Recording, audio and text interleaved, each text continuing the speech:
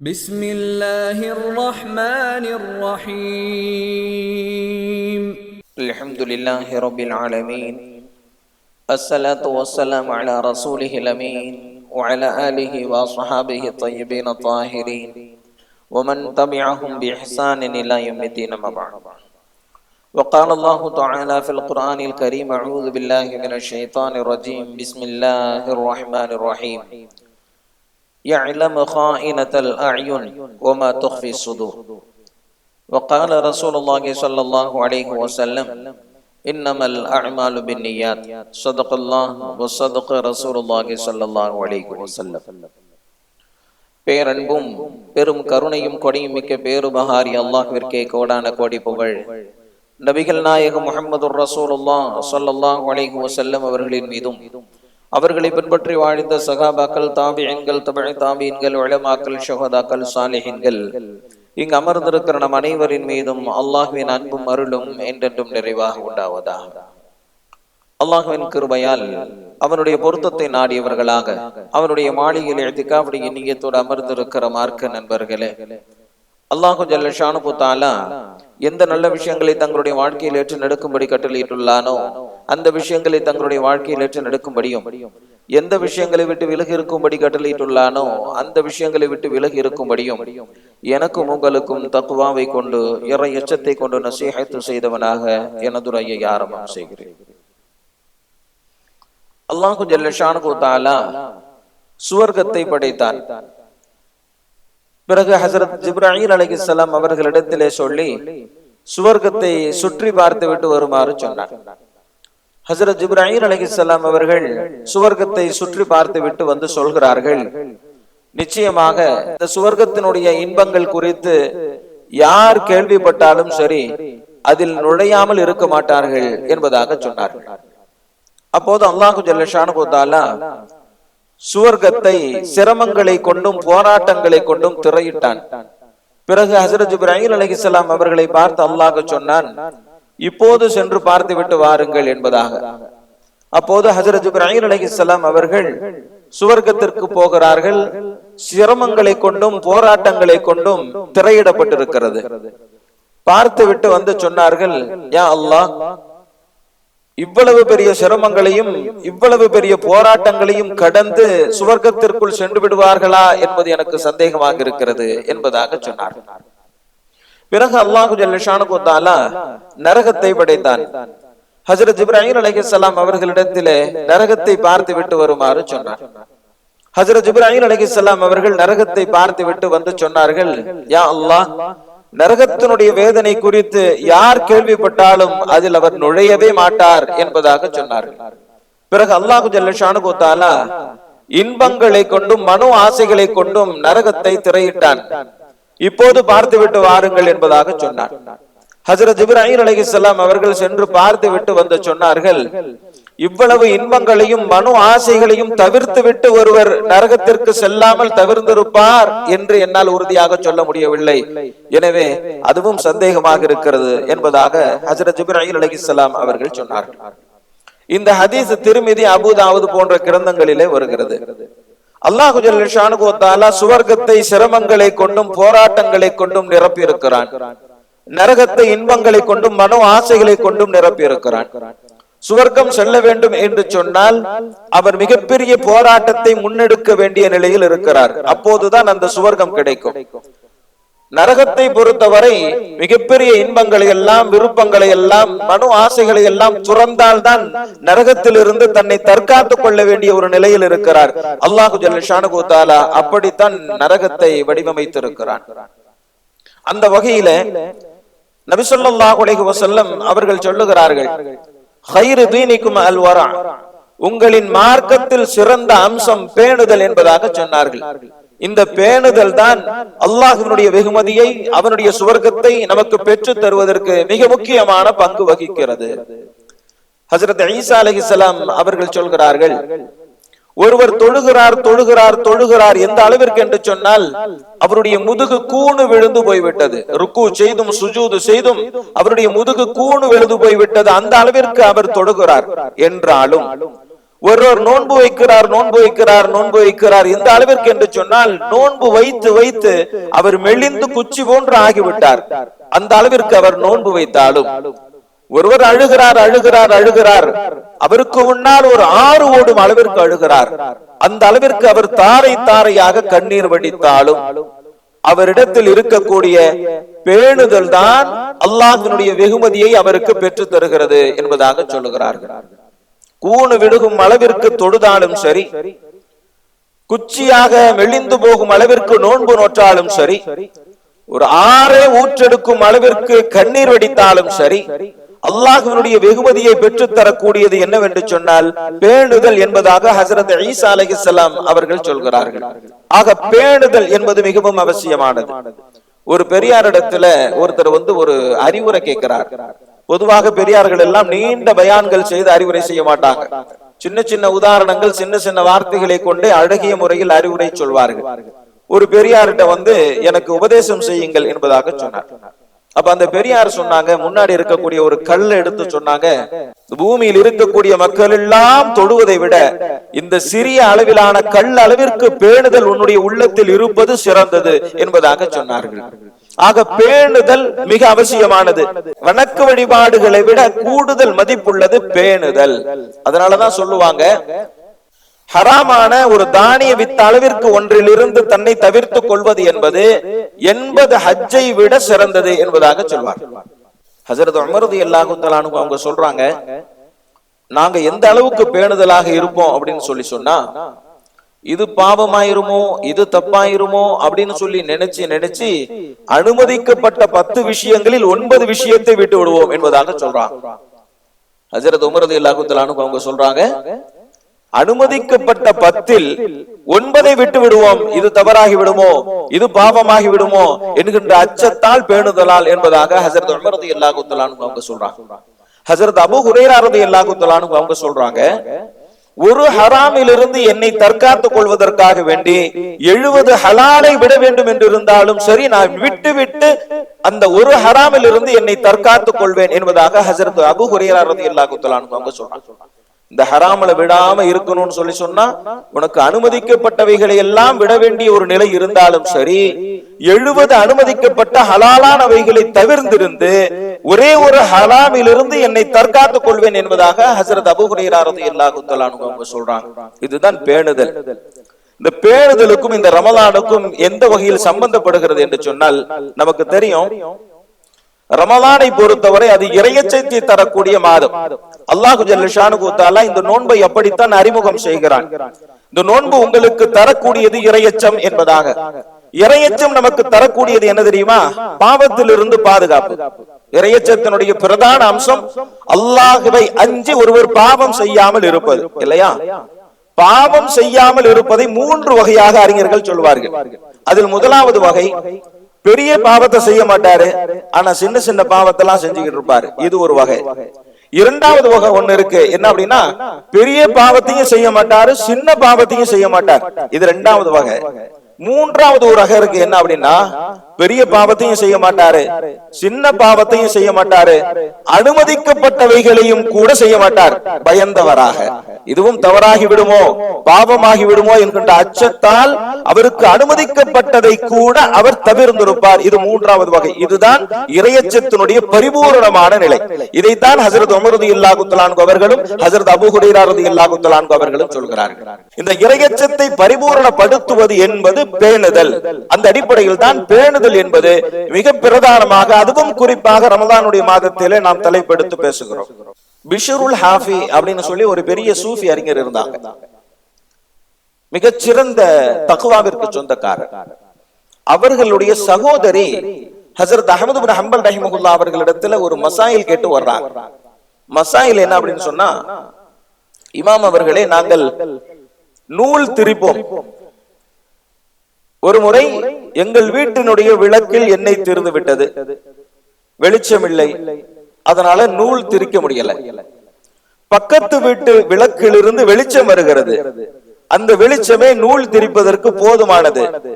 அவர்களினுடைய வெளிச்சத்தை பயன்படுத்தி திரிக்கப்பட்ட இந்த நூலை விற்பனை செய்வது ஹலாலா என்பதாக கேள்வி கேட்டார். இமாம் அஹ்மது பின் ஹம்பல் ரஹிமஹுல்லாஹ் அவர்கள் பதில் சொல்வதற்கு முன்பே திகைத்து போய்விட்டார்கள்.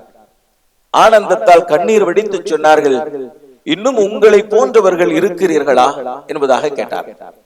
பேணுதலின் உச்சம். இமாம் அஹ்மது பின் ஹம்பல் ரஹிமஹுல்லாஹ் அவர்கள் பிறகு சொன்னார்கள், உங்களை போன்ற சிறந்த பெண்மணிக்கு அடுத்தவர்கள் வீட்டு வெளிச்சத்தை பயன்படுத்திக் கொள்வது கூட அனுமதிக்கப்பட்டதல்ல, அதிலிருந்து நீங்கள் தவிர்ந்திருப்பதே சிறந்தது என்பதாக இமாம் அஹ்மது பின் ஹம்பல் ரஹிமஹுல்லாஹ் அவர்கள் சொன்னார்.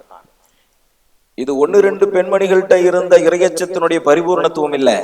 இந்த மாதிரி நிறைய சம்பவங்கள் இருக்கு. நம்ம அதிகமாக கேள்விப்பட்டிருக்கிற இன்னொரு சம்பவம், இதே இமாம் அஹ்மது பின் ஹம்பல் ரஹிமஹுல்லாஹ் அவங்க கிட்ட வந்து ஒரு பெண்மணி கேட்பாங்க, நான் வீட்டு வாசல்ல கோதுமைய காய வச்சிருந்தேன், அதை அள்ளி வீட்டிற்குள் கொண்டு வருவதற்குள் இருட்டாயிடுச்சு. அந்த வழியாக அரசாங்கத்தினுடைய ஒரு ஊர்வலம் போய் கொண்டிருந்தது. அந்த ஊர்வலத்தில் சென்றவர்கள் தங்களுடைய கைகளில் பந்தங்களை ஏந்தி இருந்தார்கள்.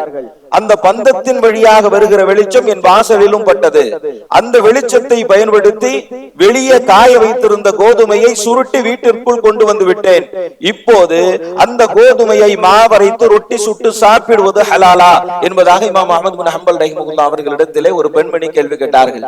இமாம் அஹ்மது பின் ஹம்பல் சொன்னார்கள், மற்றவர்களுக்கு ஆகும் என்றிருந்தாலும் உம்மை போன்ற உயர்ந்த பெண்மணிக்கு இதுவும் கூட கூடாது.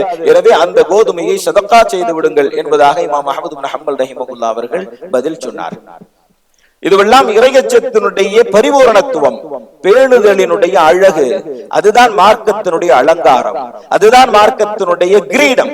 எனவே தான் நபி ஸல்லல்லாஹு அலைஹி வஸல்லம் அவர்கள் சொன்னார்கள், ஹைரு தீனிக்கும் அல் வரா, உங்களுடைய மார்க்கத்தினுடைய சிறந்த அம்சம் பேணுதல் என்பதாக நபி ஸல்லல்லாஹு அலைஹி வஸல்லம் அவங்க சொன்னார். ஹஜ்ரத் அம்மார் இப்னு யாஸிர் ரலியல்லாஹு தஆலா அன்ஹு மிகச்சிறந்த சஹாபி. சுவர்க்கமே விரும்பக்கூடிய 4 சஹாபாக்களில் ஒருவர் ஹஜ்ரத் அம்மார் இப்னு யாஸிர் ரலியல்லாஹு தஆலா அன்ஹு. நபி ஸல்லல்லாஹு அலைஹி வஸல்லம் அவங்க நறுமணம் பூசுறதுல கூட ஒரு பேணுதலை கற்று தந்திருக்கிறார். அந்த காலத்தினுடைய நறுமணத்துல நிறமும் இருக்கும். ஆண்களினுடைய நறுமணத்தில் நிறம் வெளிப்படக்கூடாது, மனம் வெளிப்பட வேண்டும். பெண்கள் பூசுகிற நறுமணத்தில் மனம் வெளிப்படக்கூடாது, நிறம் வெளிப்படலாம். இதுதான் நபி ஸல்லல்லாஹு அலைஹி வஸல்லம் அவர்கள் கற்றுத்தந்த நறுமணத்தினுடைய விதி. ஹஜ்ரத் அம்மார் இப்னு யாஸிர் ரலியல்லாஹு தஆலா அன்ஹு அவங்களுக்கு கையில ஒரு வெடிப்பு ஏற்பட்டிருந்தது.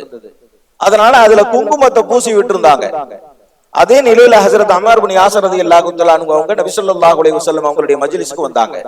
வந்து நபி ஸல்லல்லாஹு அலைஹி வஸல்லம் அவங்களுக்கு அஸ்ஸலாமு அலைக்கும் என்று சலாம் சொன்னார்கள். நபி ஸல்லல்லாஹு அலைஹி வஸல்லம் அவங்க அவர் பூசி இருக்கக்கூடிய அந்த குங்குமத்தை பார்த்துட்டு அவர் சொன்ன சலாத்துக்கு பதில் சொல்லல, முகத்தை திருப்பிக்கிட்டார். நபி ஸல்லல்லாஹு அலைஹி வஸல்லம் அவங்க மற்ற சஹாபாக்கள்கிட்ட சொல்லி சொன்னாங்க, அவருடைய கையில் இருக்கக்கூடிய குங்குமத்தை கழுவிட்டு வர சொல்லுங்க என்பதாக சொன்னாங்க. அந்த சகாபாக்கள் அவர்கிட்ட சொன்னாங்க, அந்த குங்குமத்தை கழுவிட்டு வந்திருப்பான்னு சொல்லி. உடனே போய் கழுவிட்டு வந்துட்டாங்க. அதற்கு பிறகுதான் நபி ஸல்லல்லாஹு அலைஹி வஸல்லம் அவர்கள் பதில் செல்லாம் சொன்னார். பேணுதலை எப்படி கற்றுத் தருகிறார்கள் என்பதற்கு அற்புதமான ஒரு உதாரணம் இது. ஒரு தடவை சகாபாக்களோட ஒரு ரோட்ல நடந்து போய்கிட்டு இருந்தாங்க. ஒரு மிகப்பெரிய வீடு ஒண்ணு இருந்துச்சு. யாரோட வீடுன்னு விசாரிச்சாங்க. இந்த சஹாபியினுடைய வீடுன்னு சொல்லி சகாபாக்கள் சொன்னாங்க. அமைதியா இருந்துட்டாங்க. நபி ஸல்லல்லாஹு அலைஹி வஸல்லம் அவர்களுடைய மஜ்லிஸுக்கு அந்த வீட்டினுடைய உரிமையாளர் வந்தார். நபி ஸல்லல்லாஹு அலைஹி வஸல்லம் உங்களுக்கு சலாம் சொன்னார். நபி ஸல்லல்லாஹு அலைஹி வஸல்லம் பதில் சலாம் சொல்லல. விசாரிக்கிறாரு. சகாபாக்கள் சொன்னாங்க, ஒரு தடவை நபி ஸல்லல்லாஹு அலைஹி வஸல்லம் அவங்களோட இந்த ரோட்ல போய்கிட்டு இருந்தோம். உன்னுடைய வீடு ரொம்ப பிரம்மாண்டமாக இருந்துச்சு. நபி ஸல்லல்லாஹு அலைஹி வஸல்லம் இது யாரோட வீடுன்னு கேட்டாங்க. இது உன்னோட வீடுன்னு சொல்லி நாங்க சொன்னோம். இதுதான் நடந்துச்சு அப்படின்னு சொல்லி சொன்னாங்க. எதுவும் பேசவில்லை. அவர் நேரா சென்றாரு. வீட்டை இடித்து விட்டு மீண்டும் வந்து நபி ஸல்லல்லாஹு அலைஹி வஸல்லம் அவர்களுக்கு சலாம் சொன்னார். நபி ஸல்லல்லாஹு அலைஹி வஸல்லம் அவர்கள் பதில் சலாம் சொன்னார்கள். தேவைக்கு அதிகமாக ஆடம்பரத்திற்காக வீடு கட்டுவது, அது விஷயத்தில் நபி அவர்கள் கற்றுத்தந்த பேணுதல். பேணுதலை அடிப்படையாக வச்சுதான் சகாபாக்களுடைய அன்றாட வாழ்க்கை உருண்டோடி கொண்டிருந்தது. எனவேதான் அவர்களுடைய உள்ளம் பிரகாசமானதாக இருந்துச்சு. ஹஜ்ரத் உமர் ரலியல்லாஹு தஆலா அன்ஹு அவங்க ஒருத்தருக்கு ஒரு உயர்ந்த குதிரையை சதகாவாக கொடுத்துட்டாங்க. அவர் என்ன பண்ணாரு, அந்த குதிரையை கொண்டு போய் சந்தையில வச்சு விற்கிறார். அதையும் ஹஜ்ரத் உமர் ரலியல்லாஹு தஆலா அன்ஹு அவங்க பார்த்துட்டாங்க. பார்த்துட்டு மனசுக்குள்ள நினைக்கிறாங்க, இது ரொம்ப அழகான குதிரை, ரொம்ப உயர் ரக குதிரை. இதை அவரு ஜிஹாதுக்கு பயன்படுத்திக்குவாரு, அவருடைய சொந்த பயன்பாட்டுக்கு பயன்படுத்திக்குவாருன்னு சொல்லிட்டு நம்ம அவருக்கு சதகா கொடுத்தோம். இப்ப அவரு சந்தையில கொண்டு வந்து விற்பனை செஞ்சுக்கிட்டு இருக்கிறாரு அப்படின்னு சொல்லி நினைச்சு காசை கொடுத்து அந்த குதிரையை நாமளே வாங்கிக்கலாமே அப்படின்னு சொல்லிட்டு நினைக்கிறார். நினைக்கும் போது ஹஜ்ரத் உமர் ரலியல்லாஹு தஆலா அன்ஹு அவங்களுக்கு இன்னொரு யோசனையும் வருது. நாம தானே அந்த குதிரையை சதக்கா செஞ்சோம், அதையே விலை கொடுத்து வாங்குவதற்கு அனுமதி இருக்குதா என்னன்னு தெரியலையே, எதுக்கும் நபி ஸல்லல்லாஹு அலைஹி வஸல்லம் உங்ககிட்ட ஒரு வார்த்தை கேட்டுக்கிட்டு வந்துடலாம் அப்படின்னு சொல்லி நபி ஸல்லல்லாஹு அலைஹி வஸல்லம் உங்ககிட்ட வந்து ஹஜ்ரத் உமர் ரலியல்லாஹு தஆலா அன்ஹு அவங்க சொல்றாங்க, நான் ஒரு குதிரையை ஒருத்தருக்கு சதக்காவாக கொடுத்தேன், அவர் அந்த குதிரையை மார்க்கெட்ல கொண்டு வந்து வித்துக்கிட்டு இருக்கிறாரு, நானே அவருக்கு விலை கொடுத்து அந்த குதிரையை வாங்கி கொள்ளலாமா அப்படின்னு சொல்லி கேட்டான். நபி ஸல்லல்லாஹு அலைஹி வஸல்லம் அவர்கள் சொன்னார்கள், லா தஅது ஃபீ ஸதகத்திக யா உமர், உமரே உன்னுடைய சதக்காவை நீ திரும்ப பெறாதே என்பதாக சொன்னார்கள். விலை கொடுத்து வாங்குவதும் கூடாது என்பதாக நபி ஸல்லல்லாஹு அலைஹி வஸல்லம் அவர்கள் வேண்டாம் என்று சொல்லிவிட்டார்கள். இந்த சரித்திர நிகழ்வை குறிப்பிட்டு உலமாக்கள் சொல்லுவார்கள், ஏன் நபி ஸல்லல்லாஹு அலைஹி வஸல்லம் அவர்கள் இதை விலை கொடுத்து வாங்குவதை கூட தடுத்தார்கள் என்பதற்கு விளக்கம் தருகிற போது அறிஞர்கள் சொல்லுகிறார்கள், இப்ப ஹஜ்ரத் உமர் ரலியல்லாஹு தஆலா அன்ஹு அவங்க போய் விலை பேசுறாங்க அப்படின்னு சொல்லி சொன்னா, அவர் மத்தவங்கள்ட்ட சொல்ற விலையவா ஹஜ்ரத் உமர் ரலியல்லாஹு தஆலா அன்ஹு அவங்க கிட்ட சொல்வாரு? அப்படி சொல்ல மாட்டார். என்ன சொல்வாரு? கொடுக்கறத கொடுத்துட்டு எடுத்துட்டு போங்கன்னு சொல்லுவாரு. இல்லனா மத்தவங்களுக்கு $1000 சொன்னாருன்னா ஹஜ்ரத் உமர் ரலியல்லாஹு தஆலா அன்ஹு அவர்களுக்கு அவர்தான் சதக்கா செய்தார்கள் என்கின்ற காரணத்தினால் குறைத்து விலையை சொல்லுவதற்கு வாய்ப்பு இருக்கிறது. அவர் எந்த அளவிற்கான விலையை குறைக்கிறாரோ அந்த அளவிற்கான ஒன்றை கொடுத்த சதக்காவை திரும்ப பெறுவதாக ஆகிவிடுகிறது. எனவே தான் நபி ஸல்லல்லாஹு அலைஹி வஸல்லம் அவர்கள் திரும்ப பெற வேண்டாம் என்பதாக சொன்னார்கள் என்பதாக விளக்கம் தருகிறார்கள். பேணுதல், பேணுதல், இந்த பேணுதல் வாழ்வினுடைய பல்வேறு சந்தர்ப்பங்களில் மிகப்பெரிய பரக்கத்தை கொண்டு வந்து தரக்கூடியதாக இருக்கிறது. நிம்மதியை தரக்கூடியது இந்த பேணுதல் தான், உள்ளத்தில் ஒளியை தரக்கூடியது இந்த பேணுதல் தான், அல்லாஹ்வுடைய பாதுகாப்பை பெற்று தரக்கூடியது இந்த பேணுதல் தான், நாளை மறுமையில் அல்லாஹ்வுடைய வெகுமதியை பெற்று தரக்கூடியதும் இந்த பேணுதல் தான். எல்லா விஷயங்களிலும் பேணுதல் இருக்குது. குறிப்பாக பேச்சின் பேணுதல் குறித்து நபி ஸல்லல்லாஹு அலைஹி வஸல்லம் அவங்க சொல்லியிருக்கிறார். ஒருவர் அலட்சியமாக ஒரே ஒரு வார்த்தையை பேசுகிறார், அந்த ஒரு வார்த்தை இரு திசைகளுக்கு மத்தியில் இருக்கக்கூடிய தூரம் அளவிற்கான பெரிய நரகத்தில் அவரை கொண்டு போய் சேர்த்து விடும் என்பதாக நபி ஸல்லல்லாஹு அலைஹி வஸல்லம் சொல்றார். பேணுதல் இல்லாமல் அலட்சியமாக பேசப்படுகிற ஒரு வார்த்தை அவரை நரகத்தில் கொண்டு போய் சேர்த்து விடும் என்பதாக நபி ஸல்லல்லாஹு அலைஹி வஸல்லம் சொல்றார். மேலும் நபி ஸல்லல்லாஹு அலைஹி வஸல்லம் அவங்க ஒரு சந்தர்ப்பத்தில் சொன்னாங்க, ஹஜ்ரத் முஆத் இப்னு ஜபல் ரலியல்லாஹு தஆலா அன்ஹு அவங்க கிட்ட அதிகமானவர்களை நரகத்தில் கொண்டு போய் சேர்ப்பது இந்த நாவு அறுவடை செய்தவைகள் தான் என்பதாக சொன்னார். அதிகமானவர்கள் நரகத்துக்கு போறது இந்த நாவால தான் என்பதாக நபி ஸல்லல்லாஹு அலைஹி வஸல்லம் சொன்னார். ஹஜ்ரத் சல்மான் அல் ஃபாரிஸி ரலியல்லாஹு தஆலா அன்ஹு அவங்க சொல்றாங்க, நாளை மறுமையில் அதிகம் பாவமுடையவர்களாக இருப்பவர்கள் நாவை பேணுதல் இல்லாமல் பயன்படுத்தியவர்களாகத்தான் இருப்பார்கள் என்பதாக சொன்னார். நாளைக்கு அதிக பாவமுட்டைய சுமந்து வரக்கூடியவங்க யாரா இருப்பாங்க அப்படின்னு சொல்லி சொன்னா, இந்த நாவை பேணுதல் இல்லாமல் பயன்படுத்தியவர்களாகத்தான் இருப்பார்கள் என்பதாக ஹஜ்ரத் சல்மான் அல் ஃபாரிஸி ரலியல்லாஹு தஆலா அன்ஹு சொல்றாங்க.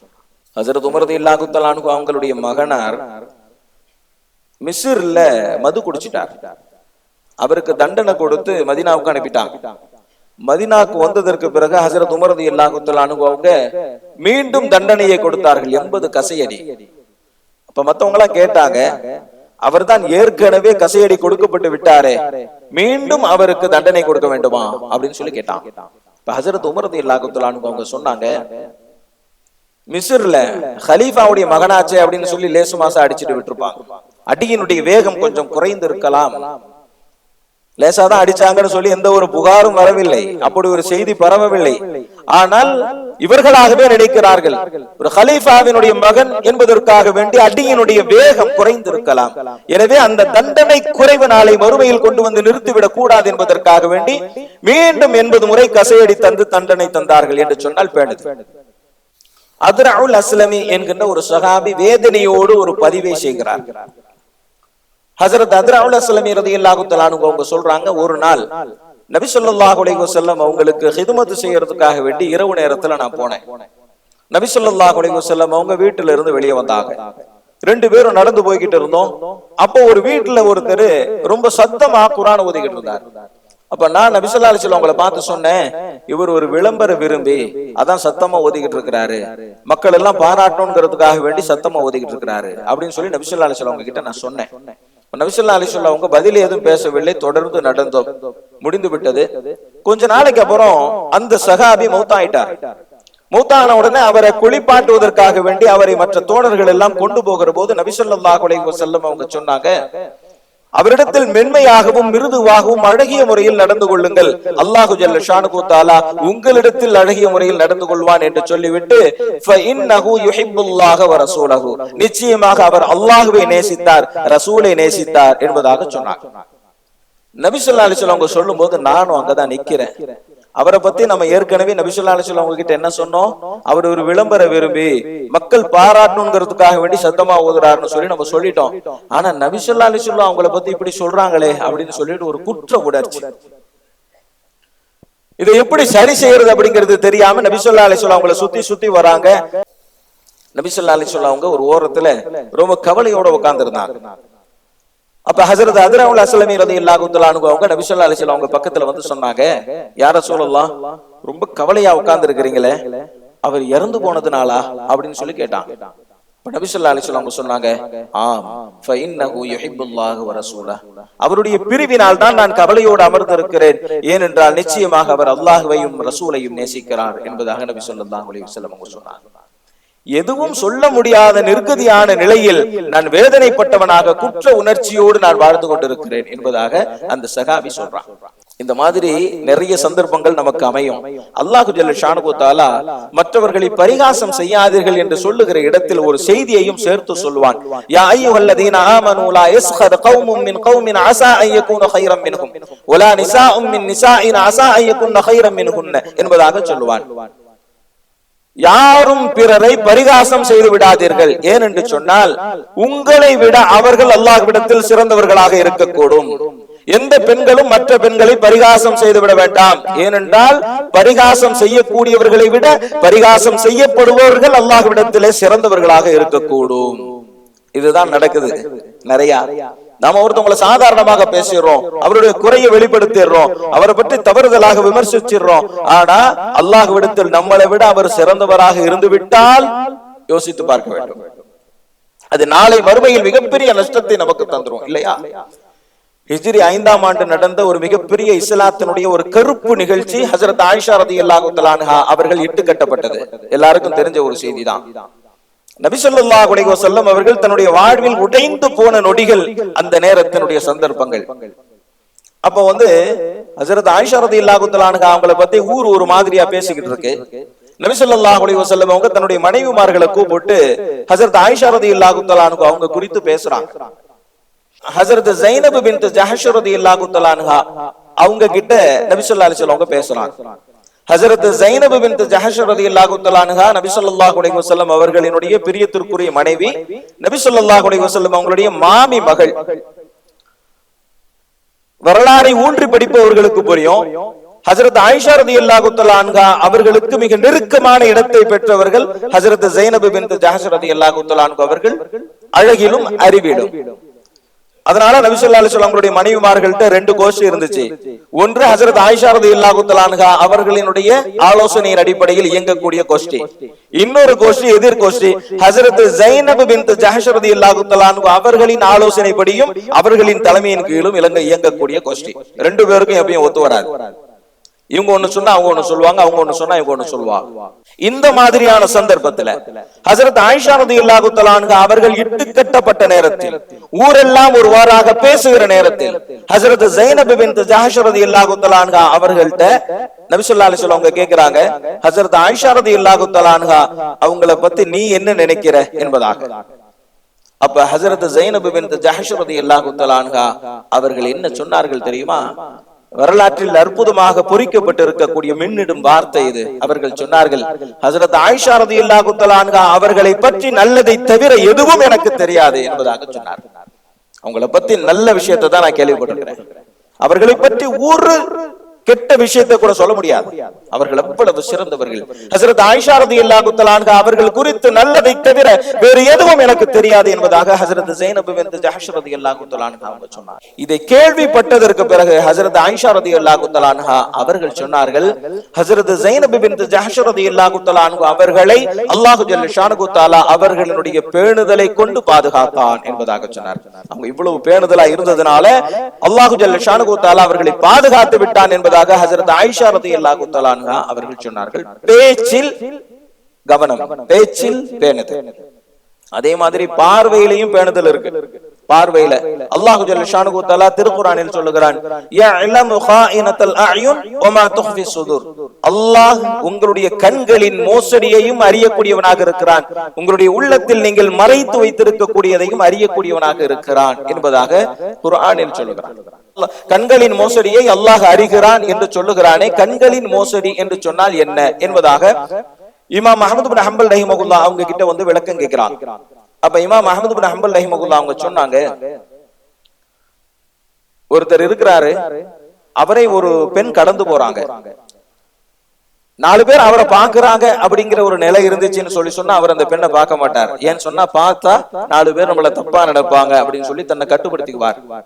யாருமே அவரை பார்க்கல, அந்த நேரத்துல இவர் அந்த பெண்ணை பார்த்துறார் என்று சொன்னால் அந்த பார்வைதான் பார்வை செய்யும் மோசடி, அதை அல்லாஹ் அறிவான் என்பதாக இமாம் அஹ்மத் இப்னு ஹம்பல் ரஹிமஹுல்லாஹ் அவர்கள் விளக்கம் தந்தார்கள். யாரும் நம்மை பார்க்கவில்லை என்கின்ற எண்ணம் வருகிற நிலையிலும் ஒருவர் ஒரு பெண்ணை பார்த்து விடுகிறார் என்று சொன்னால் இது அந்த கண் செய்யக்கூடிய மோசடி, அதை அல்லாஹ் அறிகிறான் என்பதாக இமாம் அஹ்மத் இப்னு ஹம்பல் ரஹிமஹுல்லாஹ் அவங்க சொன்னார். ஹஜ்ரத் இப்னு மஸ்ஊத் ரலியல்லாஹு தஆலா அன்ஹு அவங்க ஒருத்தர் நோய் விசாரிக்கிறதுக்காக வேண்டி போனாங்க. அவங்க கூட இன்னும் சில பேர் போனாங்க. போய் நோய் விசாரிச்சுக்கிட்டு இருக்கிறாங்க அவங்களுடைய வீட்டுல. ஹஜ்ரத் இப்னு மஸ்ஊத் ரலியல்லாஹு தஆலா அன்ஹு அவங்களோட வந்த ஒருத்தர் அந்த வீட்டினுடைய ஒரு பெண்மணியை பார்த்துட்டார். அது ஹஜ்ரத் இப்னு மஸ்ஊத் ரலியல்லாஹு தஆலா அன்ஹு அவங்க கவனிச்சுட்டாங்க. வெளியே வந்தவன சொன்னாங்க, நீங்க அந்த பெண்ணை பார்த்துட்டீங்க, அதற்கு உங்களுக்கு கண்களே இல்லாமல் இருப்பது சிறந்தது என்பதாக சொன்னார். நீ குருடாவே இருந்திருக்கலாம் அப்படின்னு சொன்னார். எப்படிப்பட்ட வார்த்தை யோசிச்சு பாருங்க. அந்த பெண்மணியை தவறான பார்வையில் நீ பார்த்தது, நீ குருடாக இருப்பதே சிறந்தது என்பதாக ஹஜ்ரத் இப்னு மஸ்ஊத் ரலியல்லாஹு தஆலா அன்ஹு அவங்க சொல்றாங்க. பார்வையில் பேணுதல், பார்வையில் எச்சரிக்கை. ஹஜ்ரத் உமர் ரலியல்லாஹு தஆலா அன்ஹு அவங்க என்ன பண்ணுவாங்க அப்படின்னா, வரக்கூடிய அன்பளிப்புகளை முஹாஜிரீன்களுக்கு பிரிச்சு கொடுக்கும் போது தன்னுடைய மகன் ஹஜ்ரத் அப்துல்லாஹ் இப்னு உமர் ரலியல்லாஹு தஆலா அன்ஹு அவங்களுக்கு கொஞ்சம் கம்மியா கொடுப்பாங்க. மத்தவங்களுக்கு எல்லாம் 4000 திர்ஹம் கொடுத்தாங்க அப்படின்னு சொன்னா ஹஜ்ரத் அப்துல்லாஹ் இப்னு உமர் ரலியல்லாஹு தஆலா அன்ஹு அவங்களுக்கு மட்டும் 3000 திர்ஹம் தான் கொடுப்பாங்க. இத பல சந்தர்ப்பங்கள்ல கவனிச்ச மக்கள் கேட்டாங்க, அவங்களும் முஹாஜிர் தானே, மக்கால இருந்து மதீனாவுக்கு ஹிஜ்ரத் செஞ்சு வந்தவங்க தானே, அவங்களுக்கு மட்டும் ஏன் நீங்க கம்மியா கொடுக்குறீங்க அப்படின்னு சொல்லிட்டு கேட்டாங்க. அப்ப ஹஜ்ரத் உமர் ரலியல்லாஹு தஆலா அன்ஹு அவங்க சொன்னாங்க, மற்றவர்கள் தானே முயன்று தானே போராடி அவர்கள் ஹிஜ்ரத் செய்து வந்தார்கள். ஆனால் என்னுடைய மகன் சிறுவராக இருந்தால் அவர் போராடவில்லை, அவரை நானும் என்னுடைய மனைவியும் சுமந்து அவரை கொண்டு வந்து சேர்த்தோம். எனவே மற்ற முஹாஜிரீன்களுக்கு தரக்கூடிய சலுகையை நான் இவருக்கு தரமாட்டேன் என்பதாக ஹஜ்ரத் உமர் ரலியல்லாஹு தஆலா அன்ஹு அவர்கள் சொன்னார்கள். பேணுதல், இந்த பேணுதல் தான் இந்த மார்க்கத்தினுடைய அழகு. இந்த பேணுதல் தான் நம்முடைய முன்னோர்களினுடைய உயர்வை கண்ணியத்தை கியாமத்து வரை பறைசாட்டி கொண்டிருக்கிறது. இப்ராஹிம் இப்னு அதுஹம் ரஹிமஹுல்லாஹ் அவங்க சொல்றாங்க, உயர்ந்தவர்கள் எல்லாம் சிறந்து விளங்குவதற்கு என்ன காரணம் என்று நீங்கள் நினைக்கிறீர்கள்? அவர்களுடைய வணக்கமா, அவர்களுடைய நோன்பா? இல்லை, அவர்கள் ஒவ்வொரு கவல உணவையும் பார்த்து பார்த்து உண்ணக்கூடியவர்களாக இருந்தார்கள் என்பதாக சொல்றாங்க. உணவில் பேணுதல். பெரிய வணக்கசாலியா இருந்தாங்க அதனால உயர்ந்தவர் இல்லை. காலம் முழுக்க நோன்பு வைத்தார் எனவே அவர் உயர்ந்தவர் இல்லை. உயர்ந்தவர்கள் என்று நீங்கள் சொல்லக்கூடியவர்கள் எல்லாம் அந்த சிறந்த அந்தஸ்தை அடைவதற்கு காரணம் அவர்களின் வணக்கம் அல்ல, அவர்களினுடைய பேணுதல். அவர்கள் உண்ணக்கூடிய ஒவ்வொரு கவல உணவையும் அவர்கள் கவனித்துத்தான் உண்பார்கள் என்பதாக இமாம் இப்ராஹிம் இப்னு அதுஹம் ரஹிமஹுல்லாஹ் அவங்க சொல்றாங்க. ஹஜ்ரத் இப்னு அப்பாஸ் ரலியல்லாஹு தஆலா அன்ஹு அவங்க கிட்ட ஒருத்தர் வந்து கேட்டாரு, நான் ஒருத்தருக்கு 20 திர்ஹம் கடன் கொடுத்திருந்தேன், அவர் அவ்வப்போது எனக்கு சின்ன சின்ன அன்பளிப்புகள் எல்லாம் கொடுப்பாரு, அந்த அன்பளிப்புகளையும் நான் வாங்கிக்குவேன், அந்த அன்பளிப்புகளை எல்லாம் வித்தோன்னு சொன்னா ஒரு 12 திர்ஹம் வருது, இப்ப என்ன சட்டம் அப்படின்னு சொல்லி கேட்டாங்க. ஹஜ்ரத் இப்னு அப்பாஸ் ரலியல்லாஹு தஆலா அன்ஹு அவங்க சொன்னாங்க, நீ கொடுத்த 20 திர்ஹத்துல 13 திர்ஹம் கழிஞ்சிருச்சு, இப்ப 7 திர்ஹத்தை தான் வாங்க முடியும்னு சொல்லி சொன்னாங்க. நீ கடன் கொடுத்திருந்த 20 திர்ஹம், அந்த 20 திர்ஹத்துல அவ்வப்போது அன்பளிப்பாக அவர் தந்த பொருட்கள் எல்லாம் ஒரு 13 திர்ஹத்திற்கு வருகிறது என்றால் மீதம் இருக்கக்கூடிய 7 திர்ஹத்தை தான் நீ திரும்ப பெற வேண்டும், 20 திர்ஹத்தை திரும்ப பெற முடியாது. அப்படி நீ பெற்றால் அந்த 13 திர்ஹத்தின் மதிப்பிலான பொருட்களை நீ வட்டியாக பெற்றிருக்கிறாய் என்பதாக ஹஜ்ரத் இப்னு அப்பாஸ் ரலியல்லாஹு தஆலா அன்ஹு சொன்னார். அதனாலதான் கடன் கொடுத்திருந்தா என்ன செய்வாங்க அப்படின்னா, அவர் கடனை திரும்ப கொடுக்கிற வரைக்கும் அவர் வீட்டு விருந்துக்கு போக மாட்டாங்க சஹாபாக்கள். அவருடைய குதிரையில் அவருடைய ஒட்டகத்தில் லிப்ட் போக மாட்டாங்க. ஏன் சொல்லி சொன்னா, அவர்கிட்ட நான் கடன் கொடுத்திருக்கிறேன், அவரிடமிருந்து அந்த கடனை பெறுவதை விட கூடுதலாக அவர் வீட்டு விருந்து, அவருடைய ஒட்டகத்திலோ குதிரையிலோ அவருக்கு பின்னால் அமர்ந்து செய்யக்கூடிய அந்த பயணம் அது வட்டியாகிவிடும் என்கின்ற பயம், அச்சம், பேணுதல். ஆக பேச்சில் பேணுதல், பார்வையில் பேணுதல், கொடுக்கல் வாங்கலில் பேணுதல், உண்ணுகிற உணவில் பேணுதல், எல்லாவற்றிலும் பேணுதல். இந்த பேணுதல் தான் ஹைரு தீனிக்கும் அல்வரா, மார்க்கத்தினுடைய மிகச் சிறந்த அம்சம் என்பதாக நபி ஸல்லல்லாஹு அலைஹி வஸல்லம் சொன்னார். ஆக இறையச்சத்தினுடைய பரிபூர்ணத்துவம் குறித்து யோசிக்க வேண்டும். பெரும் பாவத்தை விட்டோம், சிறு பாவங்களை செய்தோம் என்கின்ற நிலையிலும் இல்லாமல், பெரிய பாவம் சிறிய பாவம் இரண்டையும் விட்டோம் என்கின்ற நிலையையும் கடந்து, அனுமதிக்கப்பட்டவைகளை கூட பாவமாகி விடுமோ குற்றமாகி விடுமோ என்கின்ற அச்சத்தால் தவிர்த்திருக்கக்கூடிய இறையச்சத்தினுடைய பரிபூர்ணத்துவத்திற்கு நாம் செல்ல வேண்டும். அதற்கு இந்த ரமலானுடைய மாதம் நமக்கு வழிகோல வேண்டும். அஸ்ஸலாமு அலைக்கும் வரஹ்மத்துல்லாஹி வபரகாத்துஹு.